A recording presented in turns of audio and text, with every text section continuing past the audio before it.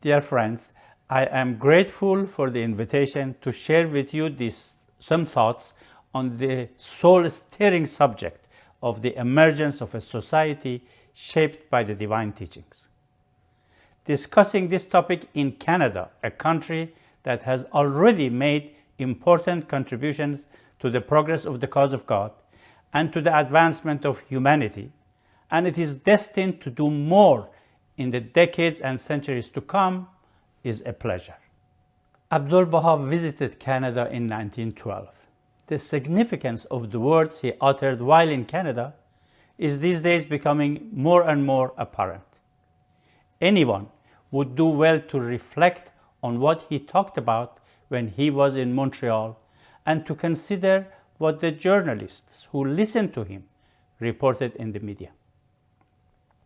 On 5th of September 1912, the Montreal Daily Star newspaper reported that during one of his talks, Abdu'l-Baha explained that establishing a society based on the oneness of humankind is the central aim of the Baha'i faith, and invited the audience to strive for the realization of this important principle. Within that context, he invited, saying, "Let us bring the kingdom, the earthly paradise, out of the potential and into the real." Shouldn't we take pride as Canadians that it was in this country that Abdu'l-Baha invited the inhabitants of a cluster, in our current terminology, to work together to build the kingdom, to build a society based on the teachings of Baha'u'llah? When he was preparing to leave Canada, he told the Baha'is who were present at his departure, "I have sown the seeds, you must water it." That watering has been so effective that today the Universal House of Justice, in its message dated 30th of December 2021 to the Continental Councillors, invites the Baha'is all over the world to work with their neighbors, friends, co-workers, relatives, and other inhabitants of their clusters towards the emergence of a society based on the divine teachings, a task which is in fact nothing other than building the kingdom of God on earth. Two of the recent messages of the House of Justice give us our marching orders.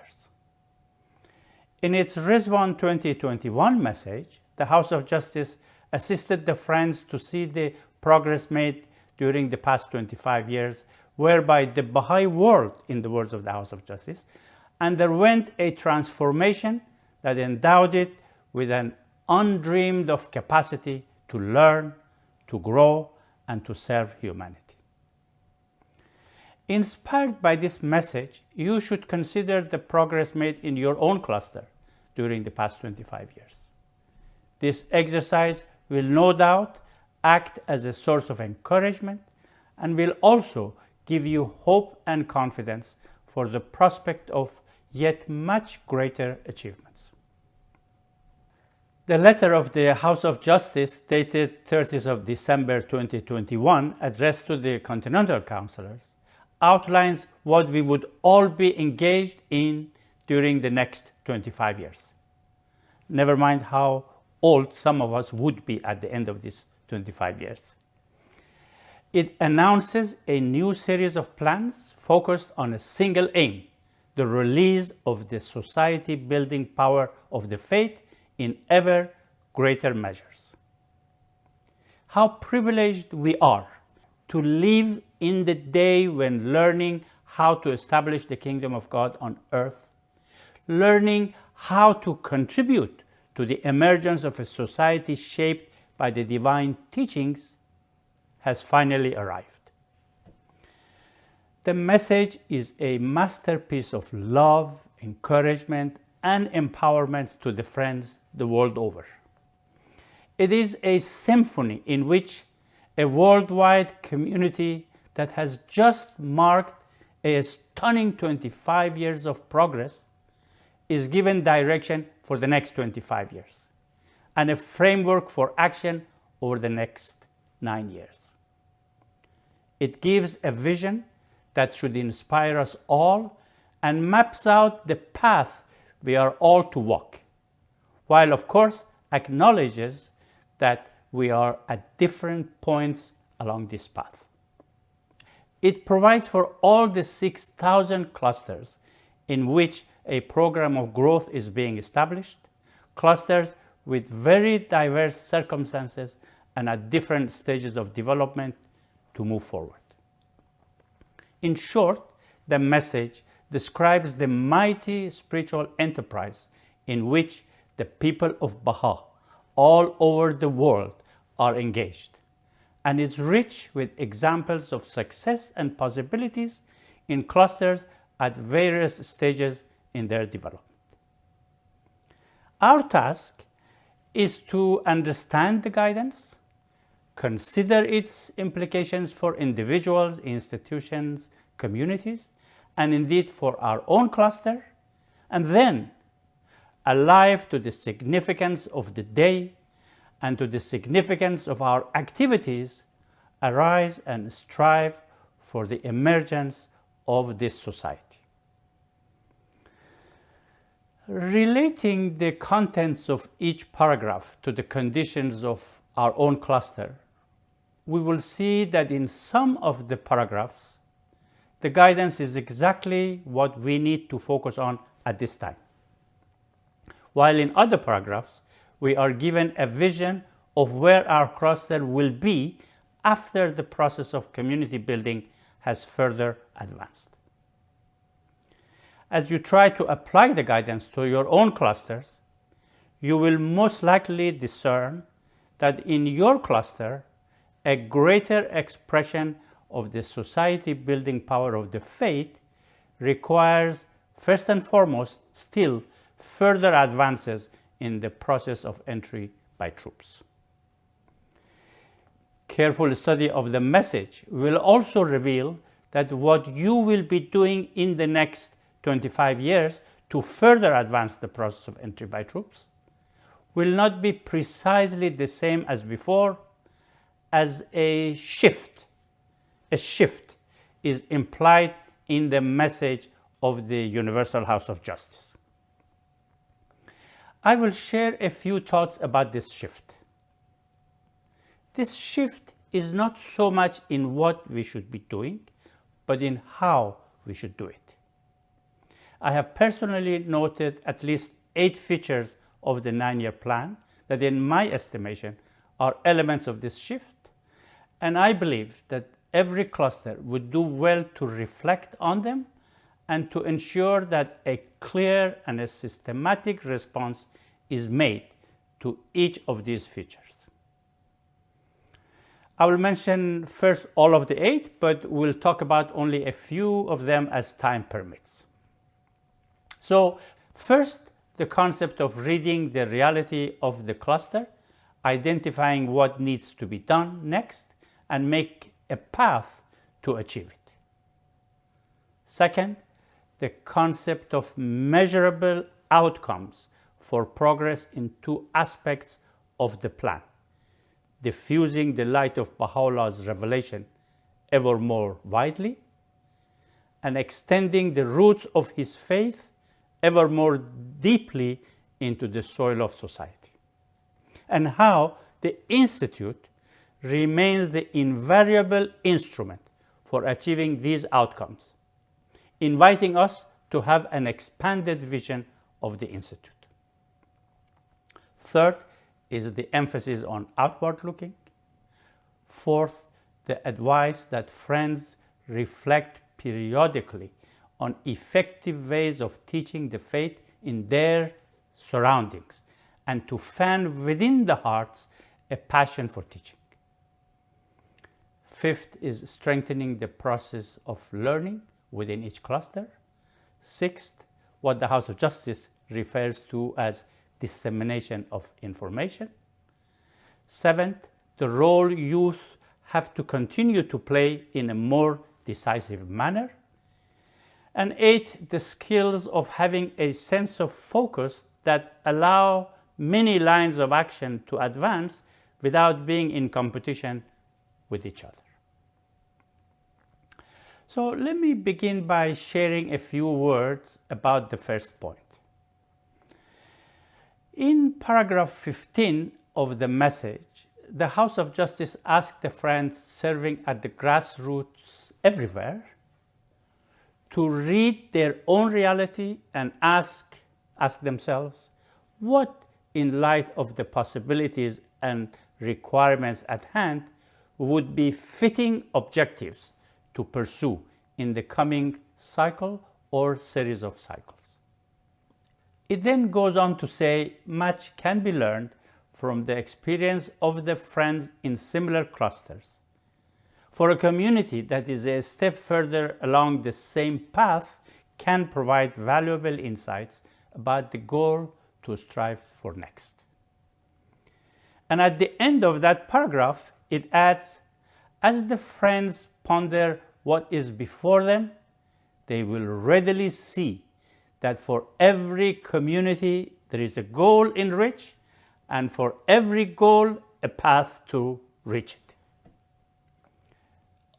All of this, friends, tell me that developing the capacity to set fitting goals, that is, realistic goals constituting the next step in the development of a cluster, to be achieved in a given period, in one cycle or in few cycles, in a year or so, and drawing a path to achieve it may well be one of the shifts we should make. The achievability of a goal within a given time frame will require the community to have a path to achieve it. What is a path to achieve a goal? Can a well-designed plan be a path? An effective plan usually identifies the strategy or the strategies intended to be used for achieving the goal. The implementation of a strategy becomes greatly facilitated when, at the start, lines of action constituting that strategy are set out in details, and each line of action is further clarified by a plan of action. And there are those who would go one step further in planning and make for each plan of action a list of actual activities with details such as what the activity will be, when it will occur, who will be involved in it, and how it will be undertaken. While everything is, of course, subject to modifications through the rhythm of action and reflection, the mere detailed planning for the achievement of each goal at the beginning and the sharing of information with the community are effective ways to assist those involved in the implementation to achieve unity of thought and action for the tasks at hand and for the necessary follow-up, of course. In addition, this will make it easier for a larger number of friends to identify those lines of actions in which they can participate. In the process of goal setting, it will be useful to ponder how the cluster will respond to all the aspects of the 9-year plan.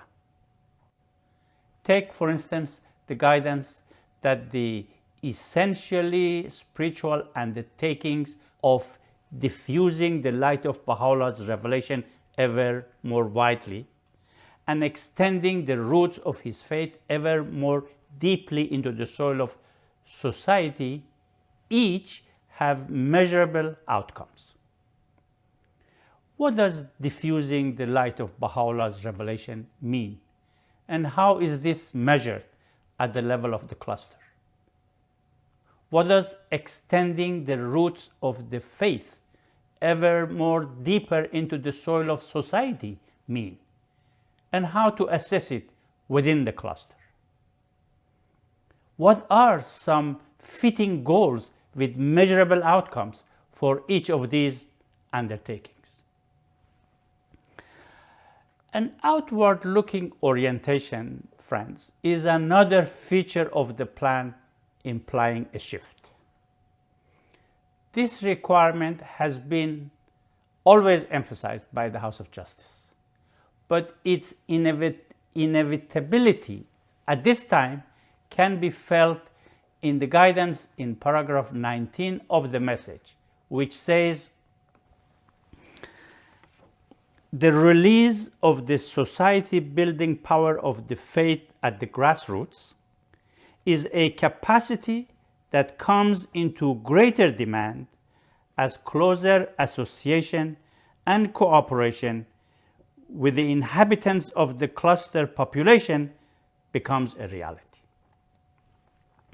The House of Justice then describes outward looking as follows: "Finding ways to continually share the fruits of a thriving pattern of action with souls who are as yet unfamiliar with the faith." Can we not conclude that the release of the society-building power of the faith requires our embracing a way of life that is characterized by being outward-looking? What are the implications of this guidance for each one of the three protagonists? Vida and I, my wife Vida and I, living in one of the neighborhoods of Dundas, have come to understand it this way. Community building efforts should be eventually established in every neighborhood of every cluster.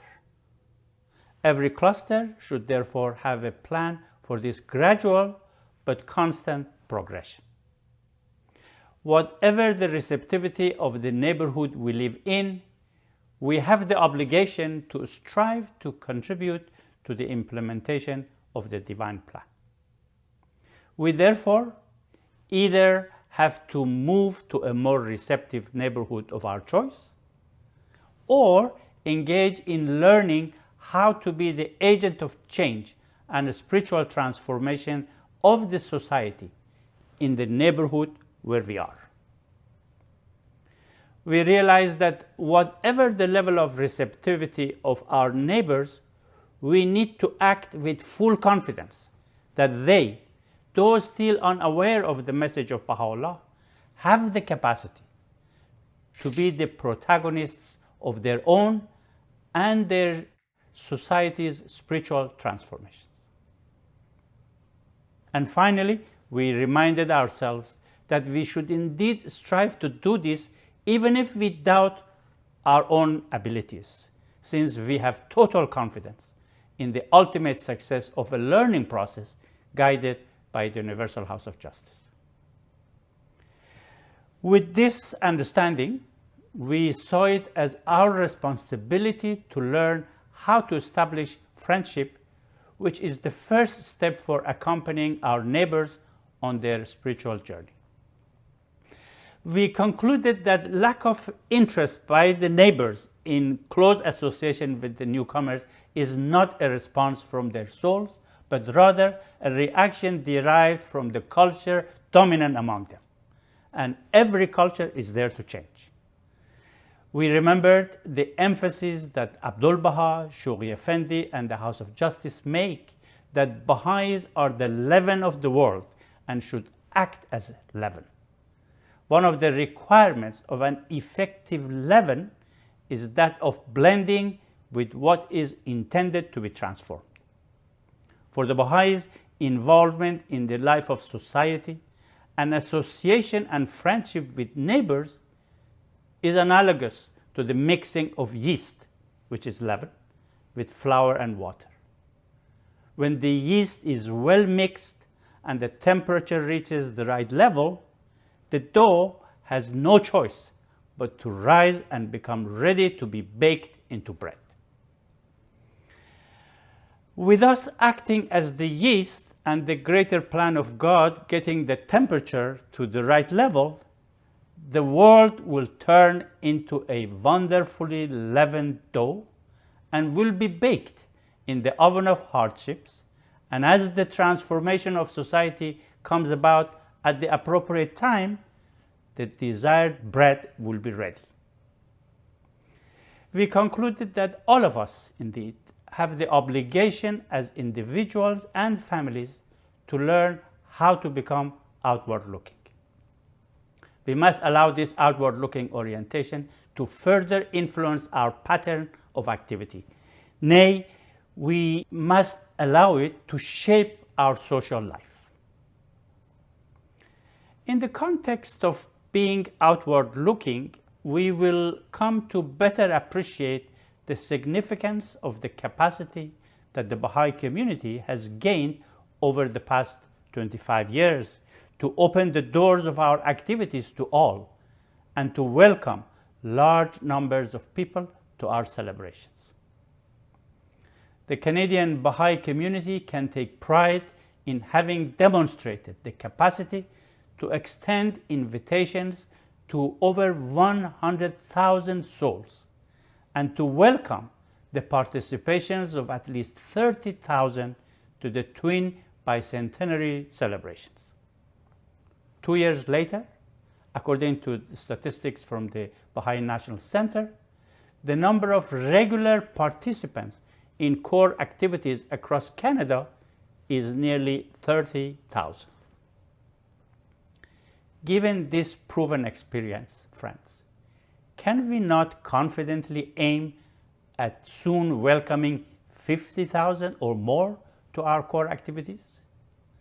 It is with this vision in mind and following the guidance of the Universal House of Justice that our National Spiritual Assembly, working with the 6 regional Baha'i councils and of course in close collaboration with the councillors, is planning for a number of conferences. These gatherings are part of a series of global conferences called by the Universal House of Justice, will take place across the world in diverse settings. They are being held to explore the inherent oneness of humanity, to better understand the nature of a universal call to work together for the betterment of the world and for the emergence of a society shaped by the divine teachings. The program aims to assist the participants to explore questions such as what is the common ground needed on which to build our communities together? How do we build a unified vision for our area, for our neighborhood, amongst diverse beliefs and backgrounds? What human characteristics and values are building blocks for a stable social order?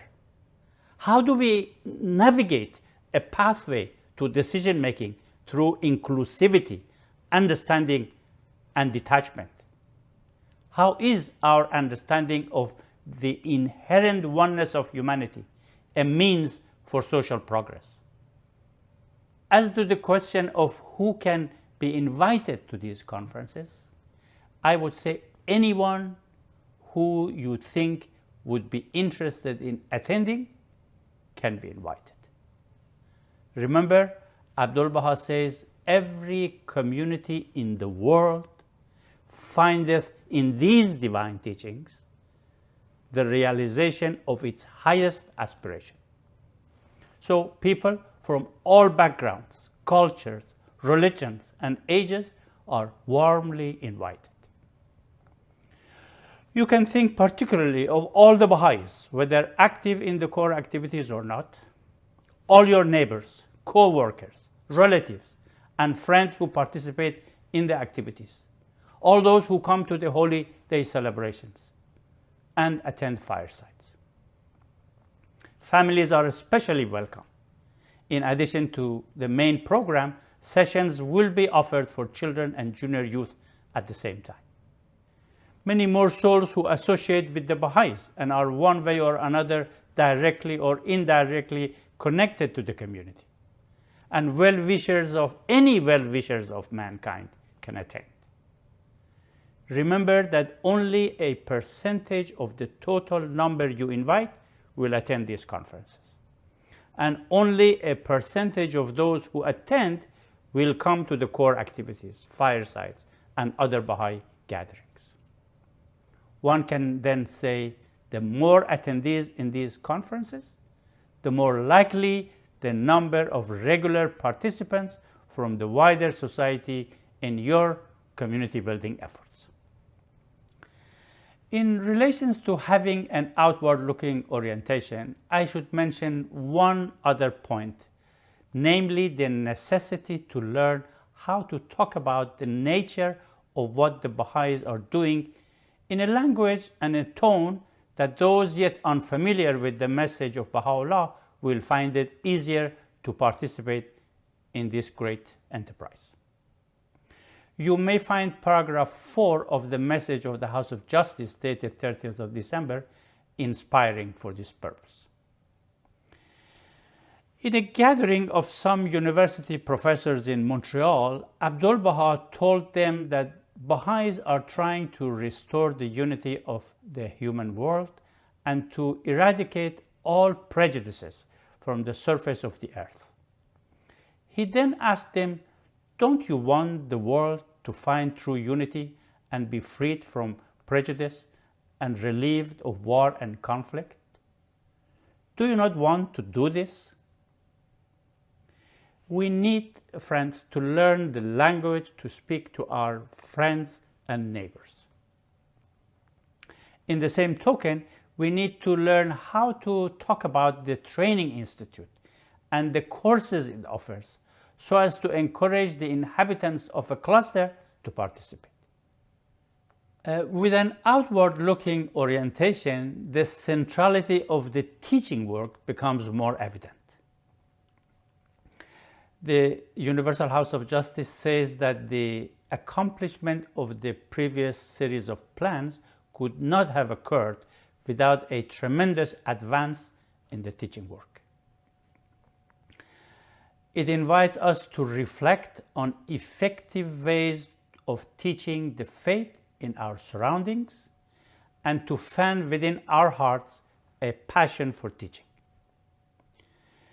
It would surely be a befitting response, in my opinion, if every cluster, while encouraging all the believers to do so, were to assign a few friends who already are blessed with a passion for teaching, to each develop an individual teaching plan for themselves, to teach the faith regularly, and to get together to reflect on effective ways of teaching the faith in their cluster. The learning and the experience gained through these endeavors of these few friends will enable the area teaching committee and other cluster agencies to gain insights into the most effective ways of teaching in the cluster and to guide and support the teaching efforts of an increasing number of friends. Beloved friends, we know that all services to promote the divine plan are praiseworthy. But according to Abdul Baha, teaching the cause is the head cornerstone of the foundation itself. God has prescribed unto everyone the duty of teaching his cause, is Baha'u'llah's words. If at times the task of teaching seems daunting, let us derive confidence from the fact that each human soul is at its very core already endowed with the capacity to recognize the manifestation of God for this age.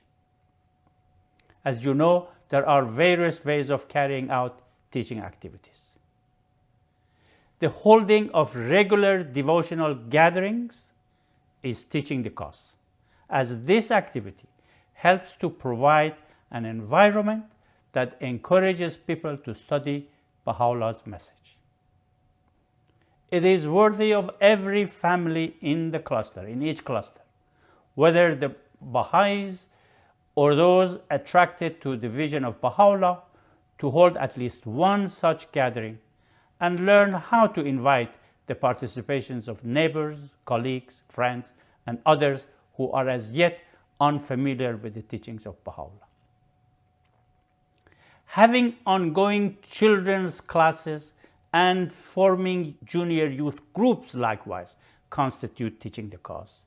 These activities not only enable the younger generation to learn how to build their capacities by drawing on the influence of divine teachings, but also provide opportunities for the parents in a neighborhood to collectively examine the ways the words of God can help their offspring to shape their lives so as to be useful members of society.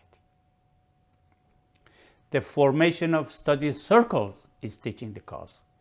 It is in such gatherings that individuals succeed in enhancing their capacities for service in the light of their reflection on the Baha'i writings. Such people not only teach the cause themselves, but help train teachers of the cause. Having a fireside is teaching the cause, since hospitality offered in a loving atmosphere at home, combined with respect for the beliefs of others, create an environment conducive to learning about the faith.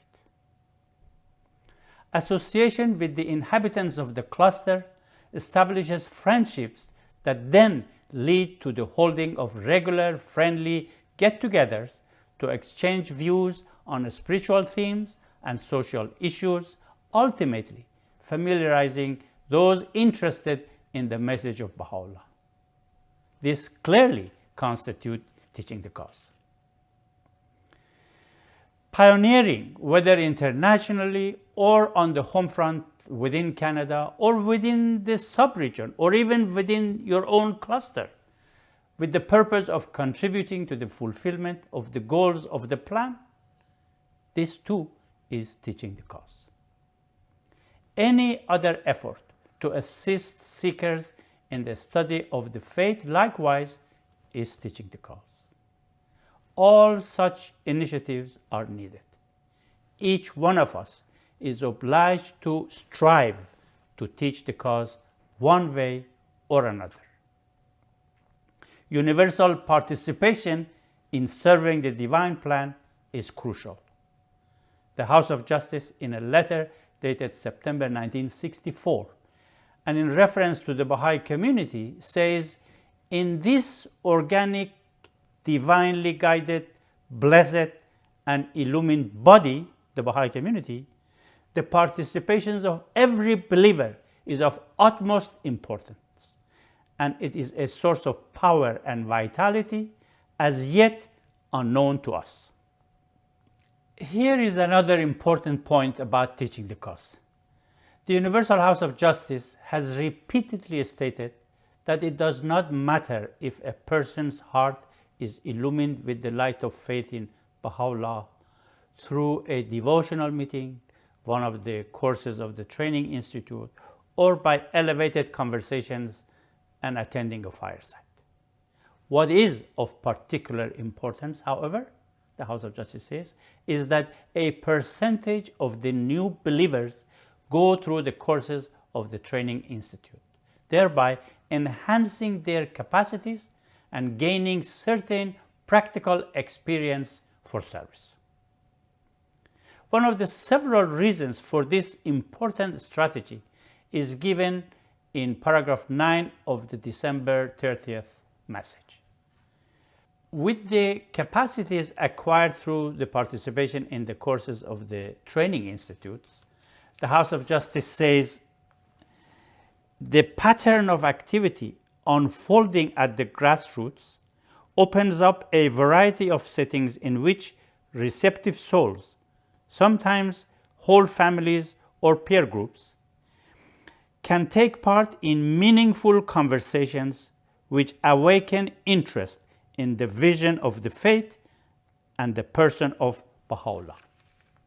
This phenomenon takes on much larger significance when we see that nowadays in some parts of the world, such as in the Western countries, on one hand, people appreciate the teachings and the principles of the faith. However, appreciating the teachings on their own, while certainly laudable, does not seem to stimulate a sufficiently large number of people to enter the faith.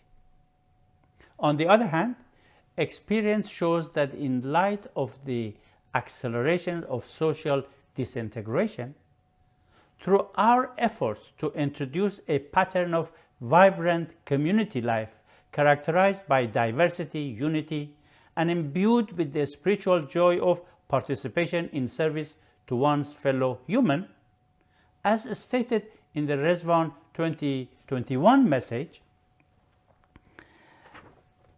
large numbers of people could find the faith, become familiar with it, identify with its aim, join in its activities and deliberations, and in many cases, embrace it.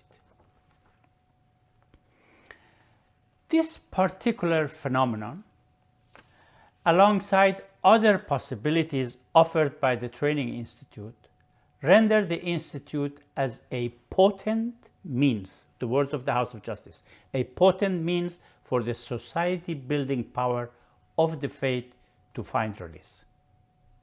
Accordingly, friends, striving to understand and develop a love for the Institute is our individual responsibility. Striving to support and strengthen the Training Institute and the Institute process is an obligation, becomes an obligation for every devoted follower of Baha'u'llah. There is no time to address the other features of the plan that influence the shift that must characterize our approach to the community work during the 9-year plan. But all are of vital importance, whether it is preparing for the role of the youth, or it is strengthening the process of learning, ensuring the disseminations of information, the practical means of having a sense of focus that has to accommodate many lines of action, all of which must advance without being in competition.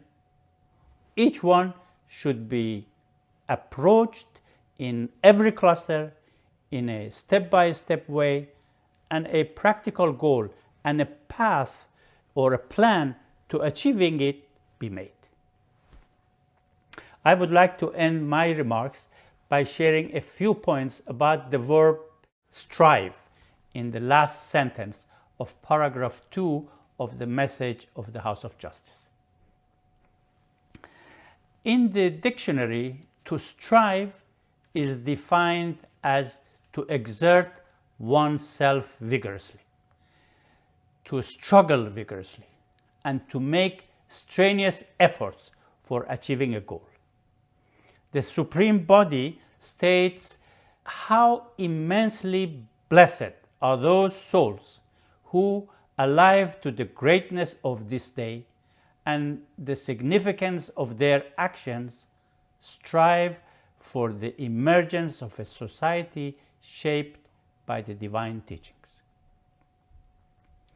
The Baha'i community of Canada has played an important role in strengthening the cause of God throughout the world. The current accelerations of the progress of the faith within Canada is also most heartwarming. The 9-year plan calls for yet greater diffusion of the light of Baha'u'llah's revelation and a deeper extension of the roots of the cause into the soil of Canadian society. Given the stellar accomplishments of the community in the past, this is a very doable objective. As individual believers, we have great responsibility to get this goal achieved. In Canada, we have every freedom we need to serve the cause.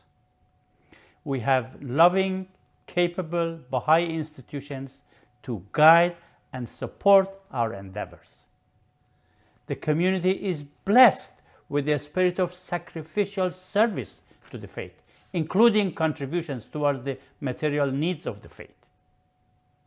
The heart desire of the majority of the people in Canada is to have a harmonious cooperative society. With the amazing diversity of the population in most parts of Canada, the ground is fertile for the emergence of a diverse and united society shaped by divine teachings. As Baha'is, not only do we have the responsibility to bring the revelation to the attention of our fellow citizens, but we are also in a unique position to serve the people, to achieve the desire of their hearts. The key is to make the teaching work, the community building activities, the focus of our individual daily lives, and to strive to achieve the goals of the 9-year plan. Every follower of Baha'u'llah in this country, in this blessed country, wishes to exactly do that. The main challenge I see, based on my personal observation, is the limitations of the adequate quality time dedicated to direct service for all of us.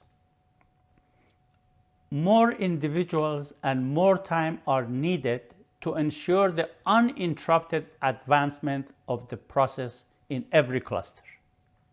Surely the most effective solution is to significantly increase the number of human resources of the faith. The sustainable way to do this is to teach the cause, work diligently to strengthen the training institute, and raise an ever-increasing number of human resources by facilitating larger numbers from among the inhabitants of the cluster to participate in the institute courses. But to get to such a stage, more time and more resources are needed from all of us, from within the community, to ensure that the institute process in every cluster ascends to a higher level of effectiveness. The goals of the 9-year plan are designed to do exactly that. So what is then the challenge? I don't know, but what if our lives are invariably influenced by the assumptions prevalent in the society we live in? The dominant culture says rest and recreation are very important. However, Abdul Baha, our perfect exemplar, advises us not to rest for a moment. The beloved Master praises hard work and hardship in the path of service to the cause, seeing it as a source of true joy, and encourages us to follow him in this path. The prevalent culture endorses the pursuit of what benefits us personally. The prevalent culture promotes wealth as the main contributor to a happy life. For us, wealth and income are necessities that enable us to live a life of service to the faith and to mankind. Many of the early believers in North America had to sacrificially rearrange their social and economic lives so as to arise to serve the needs of the faith at that time. Following in their footsteps, each one of us would do well to re-examine the assumptions of the current society, review our ways of life, and see if we can increase the amount of time available to serve the needs of the faith at this time. We can ask ourselves questions which only we ourselves can answer. Do I see myself as a full-time servant of the cause of Baha'u'llah and see everything I do, whether professional, earning an income, family responsibilities, etc., all as part of a coherent life of service? Or am I a full-time worker in the society who is able to give part-time attention to the teaching and community building works? Do I need to continue working 8 to 12 hours a day to earn an income? Or am I in a position to reduce work and find more hours for service to the divine plan? Am I in a situation where I can take leave for a few years, for a year, or even a few months and serve the faith full time? Am I in a position to settle in a pioneering post for a period of time to meet the needs of the plan? What else should I and can I do before I can say I am striving to serve Baha'u'llah. Dear friends, we live in historic time. The 9-year plan is a historic plan. The House of Justice describes it as the first major undertaking in a sacred 25-year venture, generational in its scope and significance, that will make demands of the individual believer, the community, and the institutions reminiscent of the demands that the Guardian made of the Baha'i world at the outset of the 10-year crusade. The House of Justice then gives us this assurance that if, by the grace of Almighty God, the Friends should succeed in reaching the heights of heroism to which they are now summoned, history will assuredly pay tribute to their actions in terms no less glowing than those with which it honors the glorious deeds that decorate the annals of the first century of the formative age. The world is in turmoil and it's fast deteriorating. The decades ahead are set to bring with them challenges among the most daunting that human family has ever had to face. People do not know where to turn for the answers to many of their questions and concerns. The preoccupations of many remain materialistic in nature. We who are the servants of the Blessed Beauty, with a rich legacy of sacrificial service to the cause, have a clear path to walk. Looking ahead on this path, as advised by the House of Justice, might we not perceive Baha'u'llah himself, the reins of humanity's affairs in one hand, his other beckoning all to hasten? We have the bounty of being the recipient of ongoing guidance from the Universal House of Justice, an institution created by Baha'u'llah as the last refuge of a tottering civilization. The task before us is one of great consequence for the very future of humanity. Our immediate responsibilities are clear. The Universal House of Justice, in its message of 25th November 2020 addressed to the believers worldwide, clearly states it by telling us, recommit your energies, keep your focus on the mission immediately before you. Beloved friends, it was a pleasure to spend some time with you, and thank you for your patience and for your listening. Allahu Akbar.